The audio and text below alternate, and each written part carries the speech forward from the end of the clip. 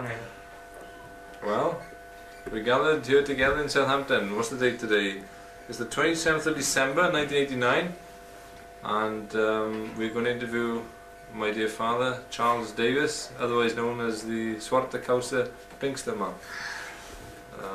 That's a term given to him by some Dutch people. But anyway, Dad, in the past you've been at sea. It's been alleged. You told me that you were at sea for 10 years. It's been alleged that Yes. One incident we've been reminded of tonight was an incident involving a torpedo which came into close quarters with your ship. What can you tell me about it? You're referring to that to the Holerweg ship that I was on in 1941 in November, and the time you mean when the torpedo went just underneath the ship? Yes, that's. Well, that's very interesting because. Is it funny you should ask him? Yes. Well, we can't have a serious interview with somebody clowning about in the background. But must be godly. Remove him first. Shouts and squeals in the background there. The torpedo went right underneath the ship. I was on the after deck. It was about 11 o'clock in the morning. I was walking to and fro, or pacing up and down as they do on sea, you know, because you can't go for a walk. And I heard this revving sound, just the same sound as a lorry revving up. Yes. And I went and looked over the side, and I could just see the wake of this torpedo going from the ship. From the ship? Yes, and then I realised that as the poop, you call it, of the back of the ship, lifted up, the torpedo had gone right underneath it. Yeah. Now the interesting thing about that, I've got a whole account of that in a book. There are 2 volumes published on the history of the Dutch Merchant Navy in the Second World War. And all this is in detail there, they've got it quite right. Is this a recent publication? Yes, I even know the name of the German commander of the U-boat. Yeah. And the number of the U-boat as well. I can't quite remember that, but his name is Jensen. And what we didn't know was that same U-boat was also sunk 2 days later on. Yeah. Yes, by destroyers. Depth charges. And then also what we didn't know was that only an hour or so later on that he damaged the submarine anyway. He collided with the ship as he was going around it. Yes. But all that is in that book. Yeah.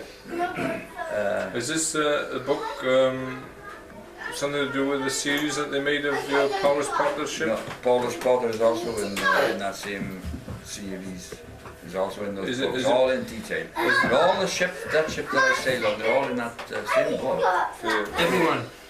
Yes, and what I didn't know about them, the ships that didn't get sunk, when I was on them, they've gone, the history of those afterwards, and some of them had a terrible time.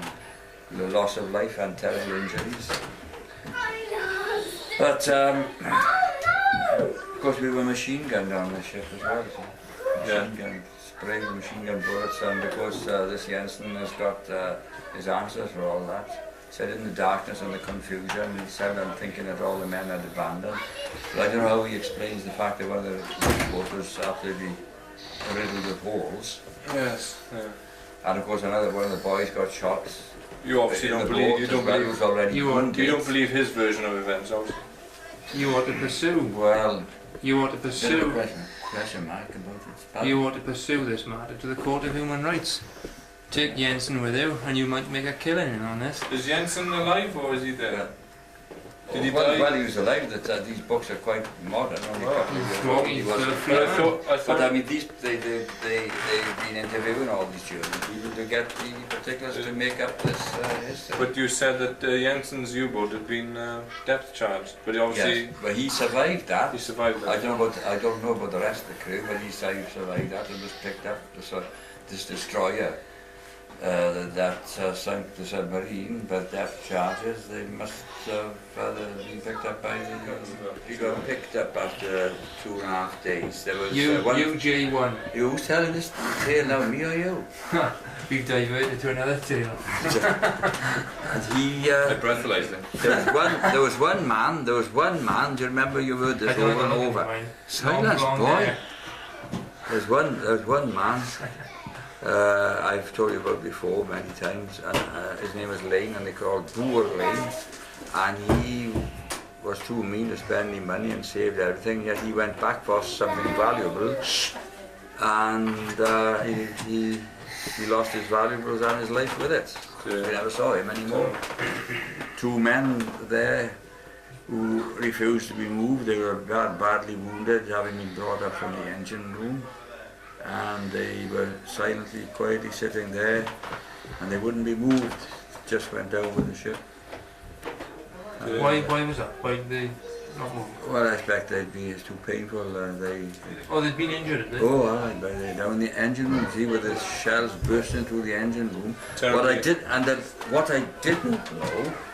was that they were machine gunning the gun up there where I was, and this Jensen is saying they did that to stop anybody going up onto the gun turret. Well, I was already up there, and walking about quite naive, you know, and these things whistling around me, and also the shells screaming overhead. They must have tried to hit the thing. They are afraid of 4-inch guns, but nobody else came up there. I put a shell in it. Oh, you weren't able to fire it, were you? You didn't fire the gun, did you? Couldn't bear it around enough, see, because the submarine's over there and the steering gear of the ship was shot away. But anyway, I did put a shell in it on my own. Although you're supposed to put at least 4 or 5 gun crates, but I put that around it, cordite and all that, and I was ready.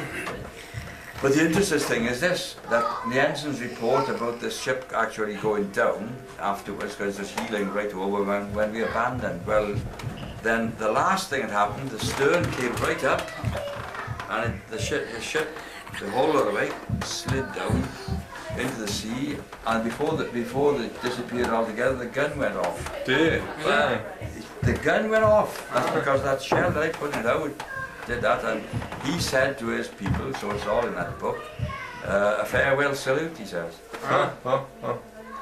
Yes. Well, I told you that time when I got mixed up in this rough Yeah. and I was drunk really. Yeah. But when I realised what I was in, and then surrounded by these 4 raving madmen, I tell you, I became quite sober. Yeah. Quite sober. It's amazing. I'd heard about it before, but that's that I experienced it then. Lay him down his bed and you Where was that? In Canada? Canada, Vancouver. They broke your nose, didn't they? They got kicked in the face. There's one bloke that jumped, he grabbed me and I grabbed him then. And I down I went and but I had him there. on the bed. Noel, don't. And they were kicking him about more than me. Kicking him about because I was holding him. Oh, the 4 of them were there? Yeah. Well, just on you? No, but there was, I was with somebody for this one, but he went? He beat it. Oh. So what happened to it? So what happened then? Well, I've told you before, haven't I? There was Oh, you took a plank of wood, was it? Eh? You had a knife? I did. Me? Aye. I never used anything like that. You had a knife once, didn't you, in a fight? I had a knife. Yeah. Oh no, a guy, a chap came to you with a knife. Oh, aye, it wasn't a fight. The doors. Huh? The doors. Oh yes, aye, the back wing crowd done it. Oh, That's another story. no, I got that. Of course, there was a lot of blood about the see, because I got booted in the visit, broken this nose, and I said, I got up like this, and I said, I can't take off 4 of you. I said, very wildly looking at that door over there, and I edged along, opened the door quickly and got inside. It was one of those places in Vancouver where you couldn't drink after hours, you see. And it's a kind of hush-hush drinking joint. And well, not after hours. I don't think there are any pubs there at all. You got to buy it in the shops and take it home then. Anyway, I got inside this it was just a bathroom it was, and I held the knob of the door. Well, sure, only one of them could get at it. And I held this and they couldn't open it. And then suddenly all went quiet. And then I heard a voice saying, "Okay, you can come out now, they're all gone." It says this Canadian voice. And it was the man who's running this place. And then he told me afterwards, they said, where's this door lead to? Where's this door lead to? Oh, out on the street, he said. But it wasn't so, and they all went rushing off. Well, we had missed the train Little Montreal, and we were walking Montreal. The little short policeman who managed to hold them in a certain way. And Yeah, come on, do it. But say the story with the actions. bundle them out. And there was nothing they could do about it. And he seemed to enjoy it. His little eyes, and he'd see a bit of trouble and he'd be straight in there. Nipping it in the bud. Yeah, that's How many times you heard this? If I've heard it once, I've heard it 1,000 times. No, you thinking of that time in Montreal? You told us that 3 times already. Yes. Well, he watched it on this thing, didn't he?